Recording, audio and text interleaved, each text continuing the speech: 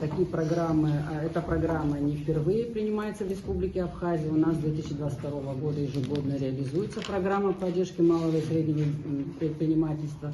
В 2022 году были предусмотрены ассигнования в размере 50 миллионов рублей, из которых, соответственно, были оказаны меры господдержки 47 субъектам малого предпринимательства.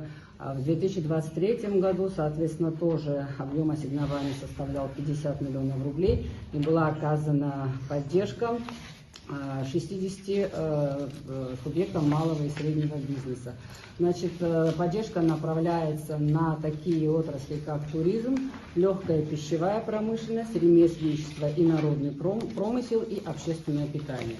Для того, чтобы реализовать программу, соответственно, будет создана рабочая комиссия, в которую войдут представители Министерства финансов, Министерства по налогам и сборов, Министерства сельского хозяйства, аппарата Кабинета министров, администрации президента и депутатов Народного собрания парламента Республики Абхазия.